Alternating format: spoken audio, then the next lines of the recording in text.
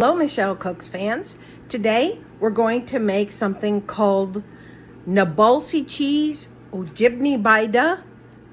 That's how I always knew it. Or as my brother and I used to call it, squeaky cheese. We love this cheese.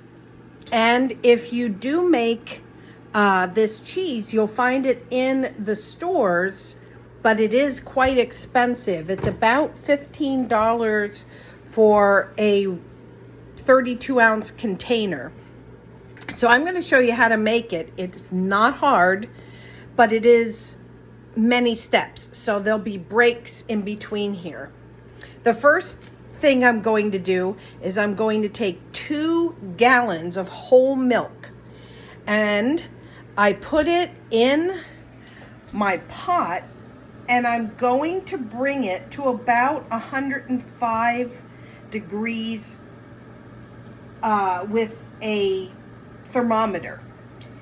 Okay, so it's 2 gallons of milk, and put it on a low to a medium. You don't have to have this blazing. And then usually I just stick my thermometer in there until I get it to about 105 degrees. This is very scientific. It's not like most Syrian food where you stick your finger in it and all that stuff. The other thing I'm going to do is dissolve a half of a rennet, R-E-N-N-E-T tablet in a half a cup of cool room temperature water. See? Mine is already starting to dissolve, and you will be using this in a little bit.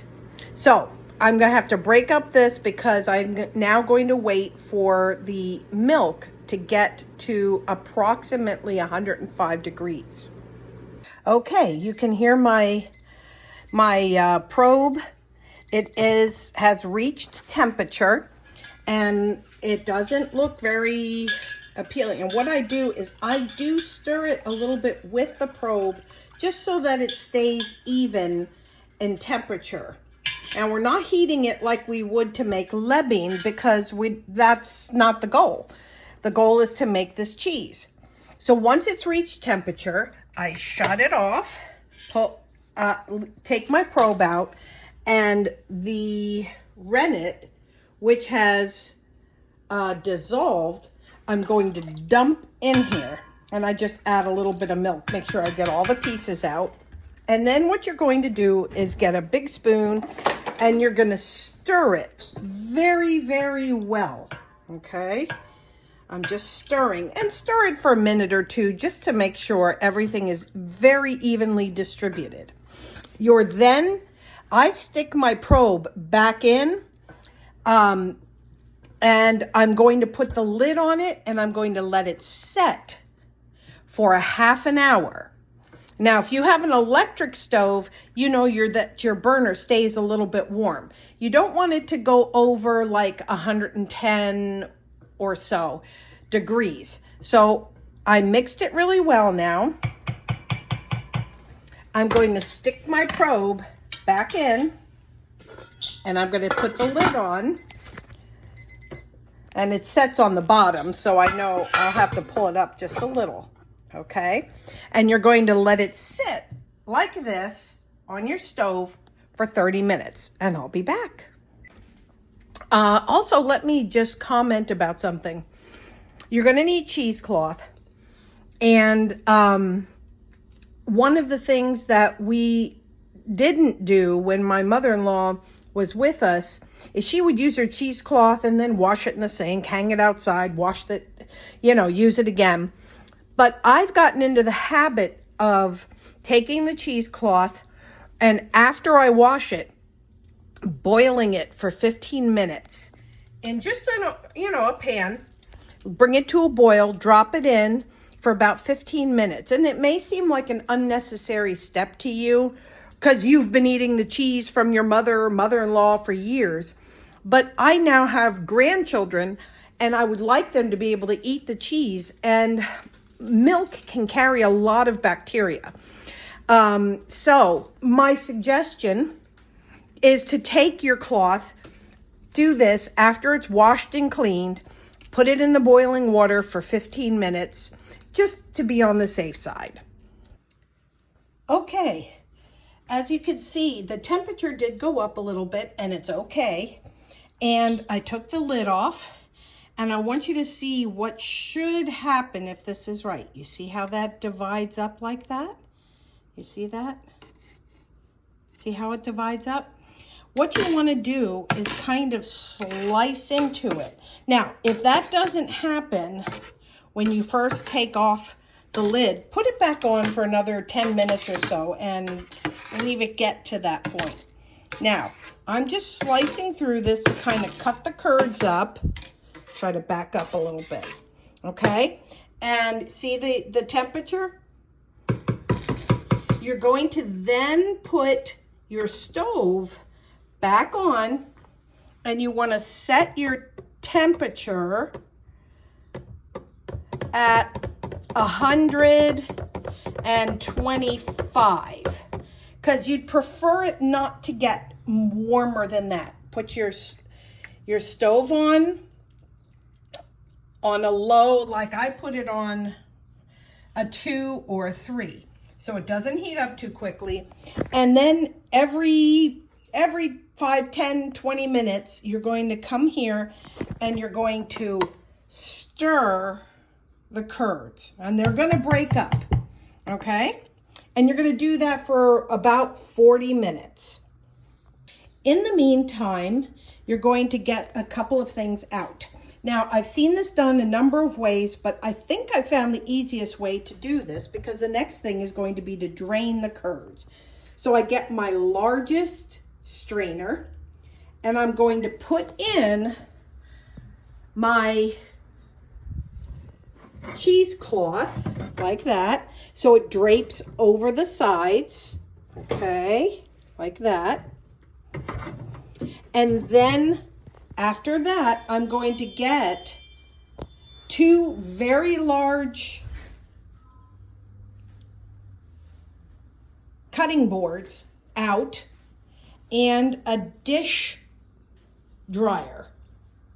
We're going to use the 2 boards to press the excess liquid out of the cheese when it's time. And I just get one of my 1 cup measuring cups to put under it, so it's angled toward the sink. The water will come out on all sides of the cheesecloth, which I will show you, which is why I put an old dish drainer or dish dryer there to catch all the liquid. Then I just throw that in the laundry. Okay, the curds are pretty well separated. I shut off the stove, and this is what it looks like, and I don't want you to panic, but don't stir it vigorously. It's just a gentle stir, okay, to sort of break things up. So the next thing I'm going to do is I'm going to take this and I'm going to dump it into my ready cheesecloth strainer. I've dumped about half, and you can see the curds in the pot, and I took a break to let some of the water drain off so I can add the rest of this. It's a tight fit, but it all got in there. Okay, now you're just going to let this drain for 15-20 minutes or so. Okay, hopefully you guys can see this. I've drained a bunch of the water out. I'm going to pick up the cheesecloth, starting at the corners. Now, I've seen a bunch of people do it a bunch of different ways. This is just my way of doing it. And I'm going to put it on my first cutting board here. You can see it's still dripping, and it's going to drip for quite a while. I'm going to set it here on my cutting board. Now, I'm going to straighten this out because I want this to be kind of a flat bit of curd. Okay, you can see what it looks like. I know, hopefully you can. Okay, and I'm going to kind of straighten this out as best that I can. And I'm going to make it so that it's like going to be a slab of cheese. Does that make sense to you? Okay.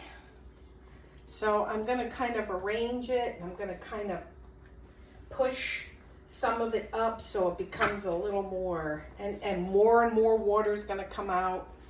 That's why I want you to use one of these dish drainer drying racks things here, the cloth ones, because it'll catch all the water. Okay, try to keep everything on the board.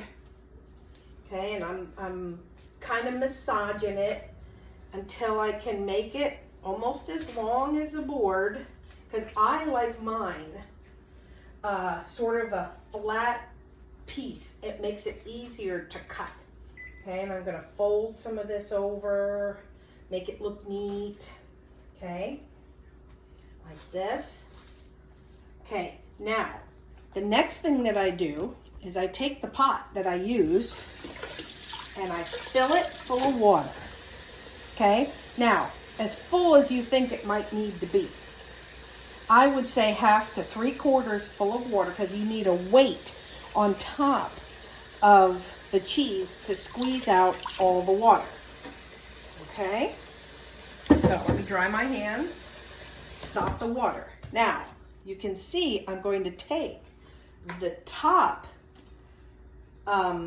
large cutting board, and I'm setting it securely on top. And again, it's angled because I have a 1 cup measuring cup there. And I'm going to take this and I'm going to set it on there. And it's going to sit like this at least 8 hours. Now, that means you could possibly do this in 1 day if you start early in the day. But I was babysitting my granddaughter this morning, so I have to wait until tomorrow to finish this. So this will set either overnight or at least 8 hours to squeeze out as much water as possible. Make sure this is secure, because you don't want to hear things go bump in the night and fall off. Okay? And I'll be back to finish. Okay, here we are, everybody. It's the next day, because I let mine set overnight, and we're ready to start the last part of this cheese making process. Now, I'm going to bring you over here. On the stove, I have a pot.